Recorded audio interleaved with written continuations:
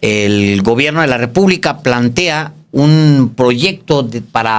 presenta un proyecto muy ambicioso para Petróleos Mexicanos, que se trata realmente de rescatar, por un lado, a la petrolera, por el otro lado, encaminarla hacia proyectos verdes que, aún llamándose Petróleos Mexicanos, no necesariamente tienen que ver con hidrocarburos, sino que tienen que ver con otras energías alternativas. Es decir, para cuando la idea es para cuando la petrolera como tal, como una gestora del recurso de la nación en el subsuelo, se agote, cuando ese petróleo se agote, digamos, el crudo en el subsuelo, que la petrolera vaya construyendo una nueva plataforma de energías alternativas que le permitan mantener su perfil de una compañía energética un tiempo más. Ahora, eso es por un lado. Por el otro lado se están dando 2 años para que la petrolera sea autosuficiente. Por un lado, se le va a quitar la carga fiscal que durante el neoliberalismo se le impuso a la petrolera, básicamente para matarla. Se le impuso una carga fiscal, le quitaban dinero. Al mismo tiempo, fíjese nada más usted la lógica perversa de Peña, Calderón, Fox, Cedillo, Salinas, de hecho, desde aquí ahí comienza. Pero hasta antes, Álvaro. Sí. El mismo Miguel de la Madrid, ahí empieza en realidad el saqueo tremendo de Pemex, porque la idea era sacarle todo el jugo posible, al mismo tiempo de que la endeudaban. ¿Para qué? Pues bueno, para convertirla en un hoyo negro, endeudada, y además, pues en fierros, o sea, puro fierro oxidado. Y entonces soltarla a quien la comprara, obvio, iba a haber quien la comprara en fierros. Es la vieja ambición de los recursos de la nación. Después de la nacionalización histórica del petróleo en 1938, la ambición de nacionales y extranjeros era volver a quedarse con el recurso de la nación, el petróleo, y bueno, en el modelo neoliberal era justamente para eso, para que los recursos de la nación pasaran a manos de privados, como ocurrió con muchísimos recursos, incluyendo la minería, incluyendo el espacio radioeléctrico, incluyendo, por supuesto, la telefonía y la internet. El caso del petróleo, por supuesto, se fue desmantelando mientras se le exprimía todo, se le endeudó, porque la idea era justamente entregarle a privados los recursos naturales, los recursos petrolíferos, que ni siquiera fueron capaces de hacerlo. No, porque no era el plan. Exactamente. Era puro engaño. Bueno, la petrolera ahora mismo debe más de 100,000 millones de dólares. Eso es lo que está endeudada. Es la empresa energética más endeudada del planeta. Después de haber sido la empresa más boyante del planeta, ahora es la más endeudada del planeta. ¿Dónde tiene su pico de deuda? Vicente Fox, Felipe Calderón, Enrique Peña Nieto. Cuando Carlos Romero Deschamps, este líder sindical priista y luego panista, de hecho dura más tiempo siendo panista que priista, o sirviendo a presidentes panistas que a priistas, dura 12 años con el PAN, y dura en realidad, aunque tiene cargos desde Carlos Salinas de Gortari, en realidad es con Cedillo y Peña. Sí, porque cuando en 1989 Carlos Salinas mete a la cárcel a Joaquín Hernández Galicia Laquina y a Sebastián Guzmán Cabrera, que era formalmente el secretario general, y luego a Sosa, que era el que estaba a cargo. Después es Carlos Romero Deschamps quien se apodera del Sindicato Petrolero de la República Mexicana, que hasta la fecha siguen con el secretario general, nada con una elección de por medio, es el que fue tesorero de Carlos Romero Deschamps, Alejandro. Tal cual. Bueno, la idea es que se empiece a amortizar, a pagar esa tremenda deuda que se tiene de más de 100,000 millones de dólares. ¿Cuál es el proyecto? Bueno, el proyecto es que al 2030 la deuda baje a 77.3 mil millones de dólares y mantener ese ritmo. ¿Cómo? No quitándole tanto a la petrolera, no quitándole la carga fiscal para que pueda crecer y a su vez amortizar la deuda que tiene. La segunda, digamos, clave para esto es refinanciar absolutamente toda la deuda, tener mejores plazos, mandar un poco de deuda hacia más adelante para que pueda ir pagándose digamos, los intereses de la deuda al mismo que se va amortizando deuda para poderla ir disminuyendo.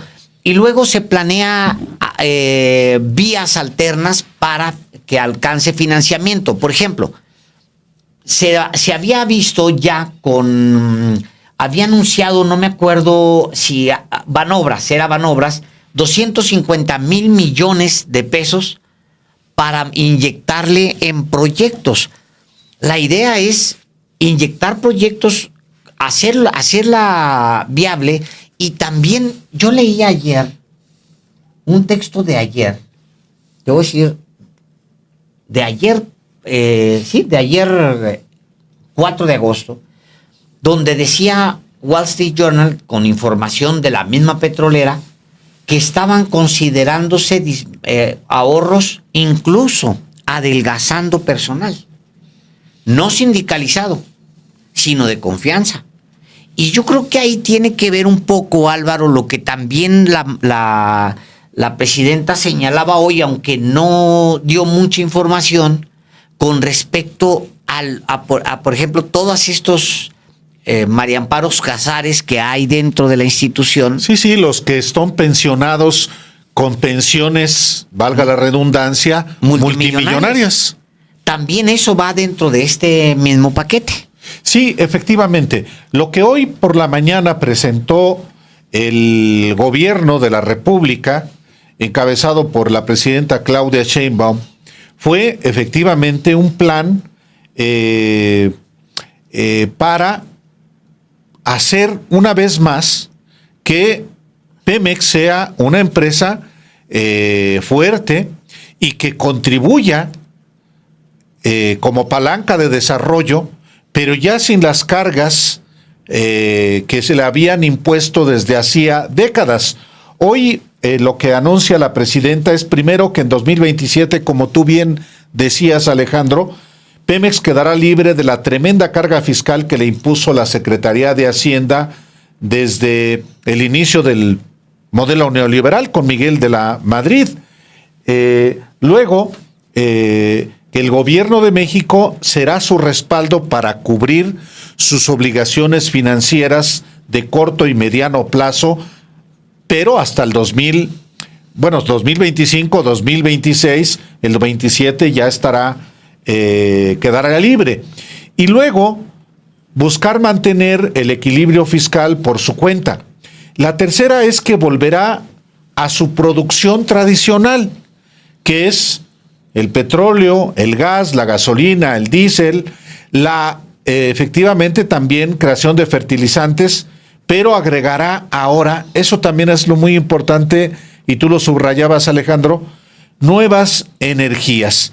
Y esto fue lo que hoy se anunció en el Palacio Nacional ante la presidenta Claudia Sheinbaum, con el secretario de Hacienda, Edgar Amador, la secretaria de Energía, Luz Helena González Escobar, y el director de Pemex, Víctor Rodríguez. Bueno, también estuvo ahí el director de Banobras, que también es muy, muy importante puntualizarlo, por lo que tú señalabas, este fondo megafondo. Megafondo. 250,000 millones de pesos, Álvaro.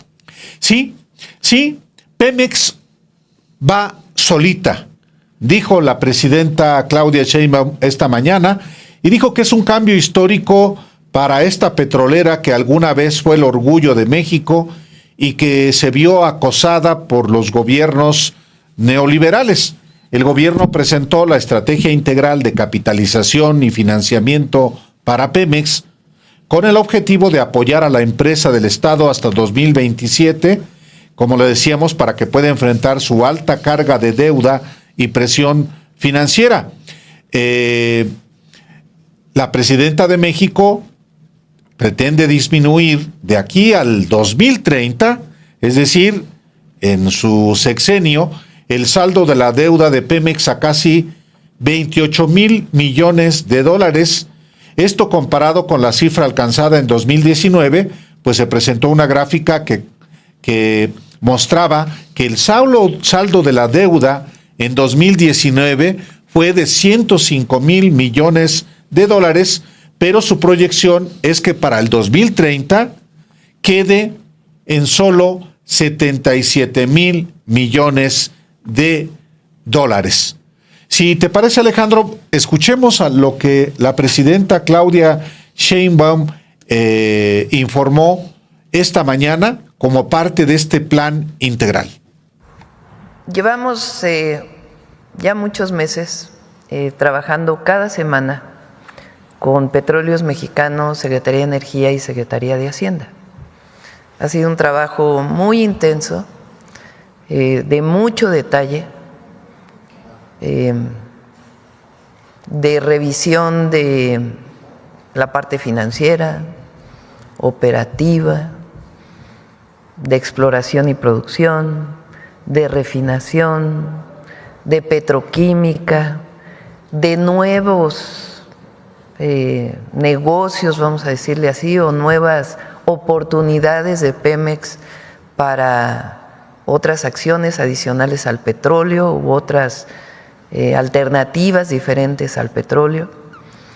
Ha sido un trabajo muy, muy intenso de revisión, nuevamente revisión, nuevamente revisión. Quiero transmitirles que estamos muy contentos todos, Secretaría de Hacienda, Secretaría de Energía, Pemex y la presidenta, porque hemos logrado construir una visión de futuro para Pemex con una revisión minuciosa de los números desde la producción hasta los números de la contabilidad de Pemex, del 2025 al 2035. Entonces, una visión estratégica de Pemex, la empresa del pueblo de México, para el futuro de México, para el presente y el futuro de México. Entonces, un ejercicio quizás no se había hecho antes y tiene una característica, que resulta que soy doctora en Ingeniería en Energía y durante demasiados años de mi vida, o muchos años de mi vida, fui investigadora de la UNAM y uno de mis temas de investigación pues fue justamente Petróleos Mexicanos y la planeación energética de México desde la perspectiva académica. Entonces, quiero transmitirles que es un trabajo muy minucioso. Hay una visión de conjunto y además muy integral de Secretaría de Hacienda, de Pemex y Secretaría de Energía. Muchas veces hay diferencias naturales entre la Secretaría de Energía y Pemex o entre Secretaría de Hacienda y Pemex por visiones distintas, no tiene que ver con un asunto personal, sino visiones distintas. Y ahora pues lo que tenemos es una visión integral, desde Hacienda hasta el área financiera y de comercialización de Pemex, que nos permite pues tener la certeza de lo que vamos a presentar el día de hoy. Después de ello, pues ya van a seguir presentando en distintos lugares para la gente, para que todo el mundo sepa que Pemex es y seguirá siendo la empresa del pueblo de México, que tiene visión de presente y visión de futuro. me llama mucho la atención, Álvaro, que hay el proyecto efectivamente es muy minucioso, porque no solamente estás, digamos, con el equipo que participa en esto, no solamente son financieros propiamente y especialistas en deuda. Hoy presenta lo relativo a la deuda de Pemex, presenta una especialista de Hacienda. Ahora te voy a decir, quien presenta es Mari Carmen Bonilla Rodríguez. Ella es la que presenta la parte financiera. Sí. El mismo Edgar Amador, digamos, pues es alguien que ha estado siempre en ese tema. Es un cuate que le sabe muy bien a la parte financiera. Nada más que del otro lado está la parte técnica, en donde yo metería más bien a la presidenta. Ella misma lo menciona acá, donde metería a la secretaria de Energía, a la presidenta, al mismo director general de la petrolera, porque cuando tú ya te metes al detalle del documento que prepara propiamente la petrolera para vendérselo a los analistas financieros y a los mismos inversionistas, el documento es muy puntual en cosas como, por ejemplo, esta. Uno de los proyectos de Pemex es producir litio, y no de las minas, sino de la salmuera petrolera. O sea, de toda la solución salina, digamos, que se utiliza para extraer los hidrocarburos y incluso el gas. Toda esa solución salina que se usa se va, digamos, que a filtrar, a tratar para extraer litio. Ahora mismo en el mundo hay un pleito sobre todo lo vinculado con tierras raras. Ayer le decíamos a usted, el control lo tiene. Mira, por ejemplo, esta.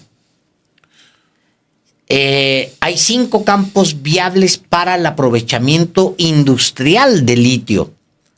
Y se está trabajando, ahí participan el Instituto Mexicano del Petróleo, con la nueva empresa que es Litiomex, con CENER. Y obviamente se tratan de campos de Pemex, o sea, son propiedad de la petrolera. O sea, traen una cantidad de, digamos, de pequeños otros nuevos negocios vinculados con la misma petrolera. Por ejemplo, como tiene tantas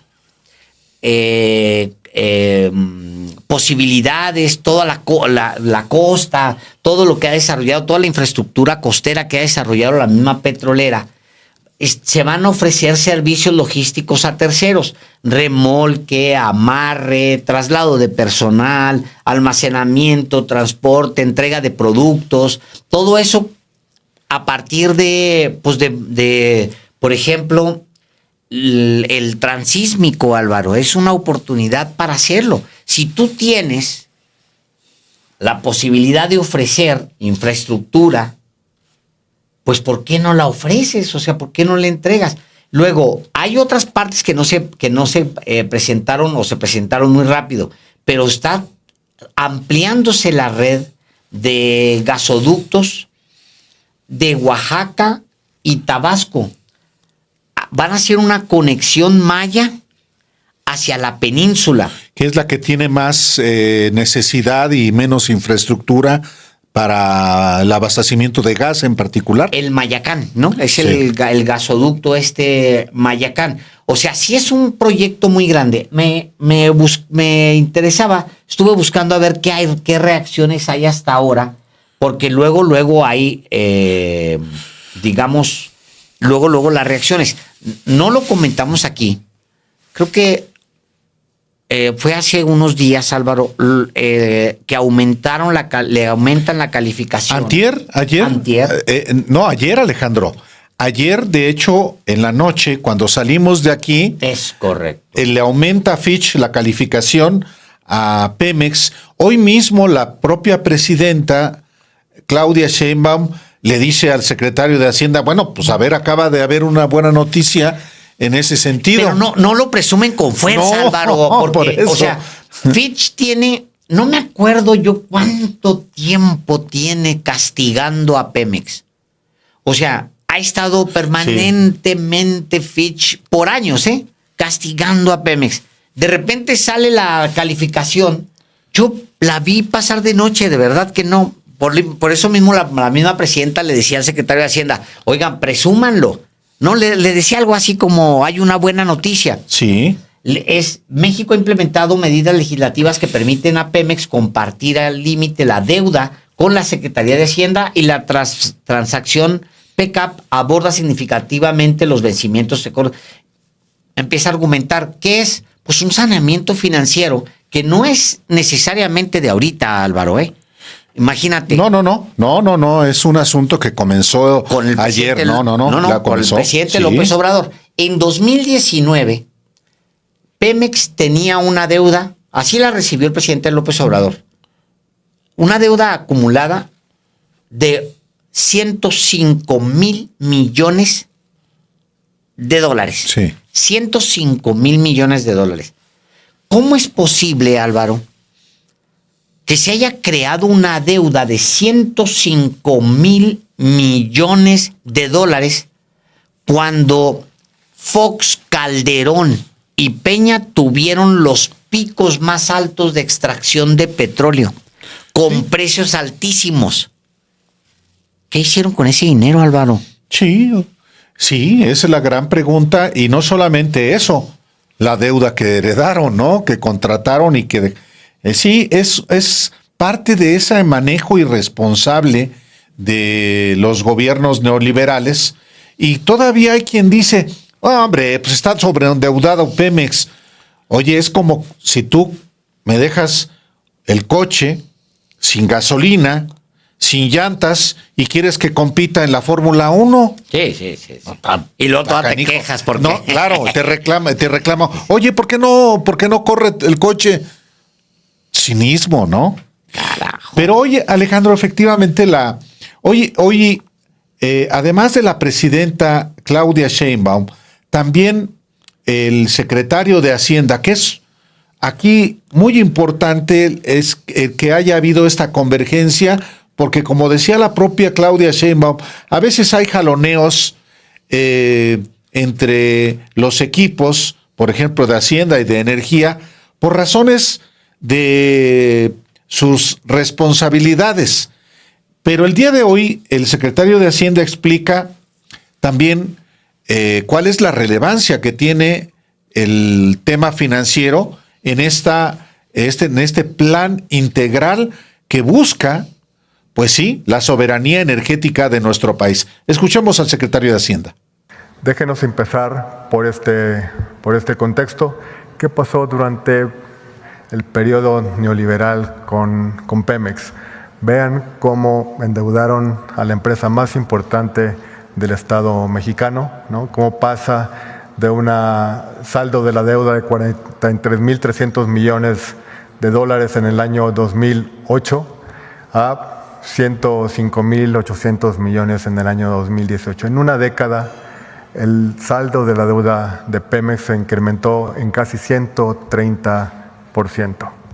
Eso implica, por ejemplo, que en año 25 y 26 vayamos a tener vencimientos muy importantes de estos saldos.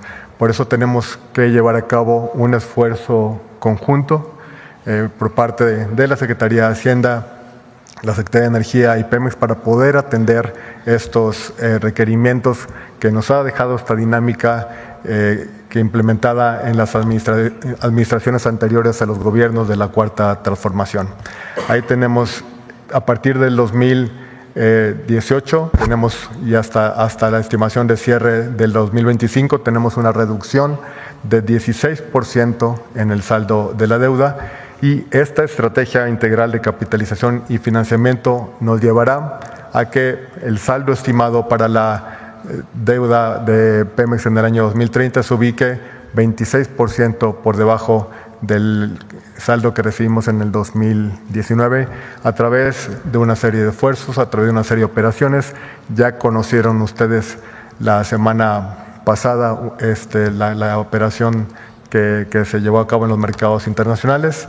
Este es, digamos, el contexto en el que se va a desenvolver la visión y la estrategia financiera de Petróleos Mexicanos con el fin de atender el problema, digamos, de corto plazo de los vencimientos, la presión financiera y dotarle a Pemex de una posición financiera de liquidez muy sólida que le permita a partir del año 2027 financiar su gasto operativo. O sea, durante mucho tiempo, Pemex, los ingresos de Pemex entran a la tesorería, pero además las ganancias de Pemex, digámoslo así, se las quitaba Hacienda en el 65%. A partir del 2024 solo es el 30%. Y ahora ya por ley es el 30%, no puede ser más. Y en el caso del gas no asociado es solamente del 12%, lo cual le permite a Pemex capitalizarse. Y en la siguiente, eso es lo primero, 30% y 12% de derecho petrolero para el bienestar. Y en el segundo, aquí a Edgar le faltó algo, que esto es solo para el 25 y el 26. Los cálculos que tenemos y todo el trabajo que les… Para 2027 Pemex no va a necesitar apoyo de la Secretaría de Hacienda. ¿Por qué 25 y 26? Porque Pemex tiene que pagar en el 25 y en el 26 amortizaciones de su deuda, muy altas e intereses. Entonces va a requerir del apoyo de Hacienda. Pero para el 27, gracias a todo el trabajo que ha hecho Secretaría de Hacienda, Pemex sale solito, no va a requerir del apoyo de Hacienda. Bueno, una de las grandes dudas es dónde quedó efectivamente el dinero que generó Petróleos Mexicanos, porque en la ambición, Álvaro, no pensaron en el futuro, se acabaron Cantarell, le inyectaban cochinero y medio a Cantarell para sacar el petróleo. Hidrógeno. Contaminaron agua, contaminaron combustible, contaminaron gas, contaminaron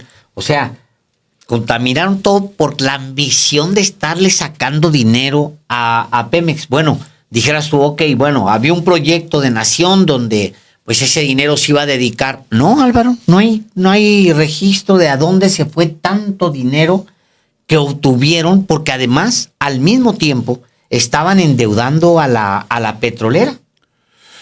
Solamente del 2000 al 2012, el país obtuvo del crudo de Pemex 7.753.200 millones de pesos. Sin embargo, la oportunidad que representó la captura de ese monto extraordinario se esfumó debido, pues sí, al despilfarro, la falta de rendición de cuentas y la falta de una política energética integral también, como el abandono de las 6 refinerías y además la infraestructura que desde el gobierno de Andrés Manuel López Obrador se buscó recuperar, a lo que se sumó también la compra de la refinería de Deer Park y la construcción de la refinería Olmeca en Dos Bocas, allá en el municipio de Paraíso, Tabasco, Alejandro. Sí, digo, no solamente fue el saqueo de la petrolera, no solamente fue en su endeudamiento, sino que además se abrió el mercado a los privados. El caso más notorio o entre los más notorios es cómo Calderón impulsó a Repsol, fue la favorita de la administración, y esto pues, sí significó un quebranto para el patrimonio mexicano. En 2011, Pemex adquirió, por ejemplo, acciones de Repsol que se devaluaron al año siguiente. Y fíjese nada más qué grosería esto, la ratería sin más. Por ello, entre el 2014 y el 2017, ya con el gobierno de Peña Nieto, la petrolera mexicana se deshizo de las acciones con pérdidas, obviamente. Las cifras oficiales señalan que la operación causó un quebranto a usted, a mí, al señor Delgado, a todos los mexicanos, de 3,500 millones de pesos. O sea, Calderón compra acciones de Repsol, se hunden las acciones, las vendemos con un quebranto de 3,500 millones de pesos. Pero no solamente eso, Alejandro.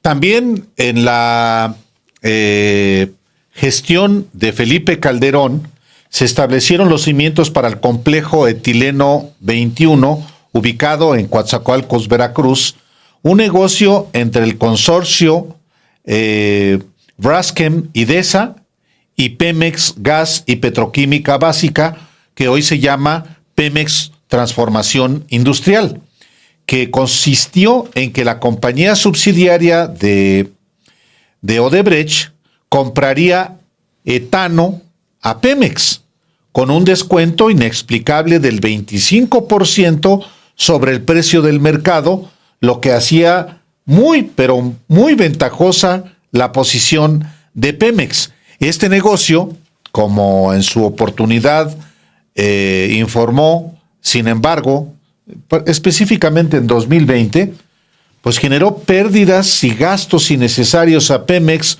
por al menos 7,124 millones de pesos entre 2015 y 2018, debido a pagos por servicios no efectuados, castigos por incumplimiento de contrato y políticas contractuales injustas para la entonces empresa productiva del Estado, como se denominaba a Pemex. El cálculo es que Vicente Fox recibió cada año 180,000 millones de pesos, Álvaro. ¿Cuánto es eso? Esto es 180,000 millones de pesos extras. Sí.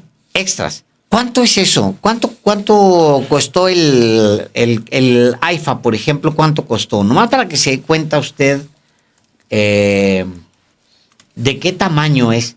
El AIFA costó a pesos de ahora 74,535 millones de pesos. Bueno, Vicente... Lo que debe Ricardo Salinas Pliego. Es correcto, lo que debe Ricardo Salinas Pliego. Bueno, pues Fox recibió no 74,535 millones de pesos, que si los paga Salinas Pliego nos van a caer muy bien, sino 180,000 millones de pesos por año.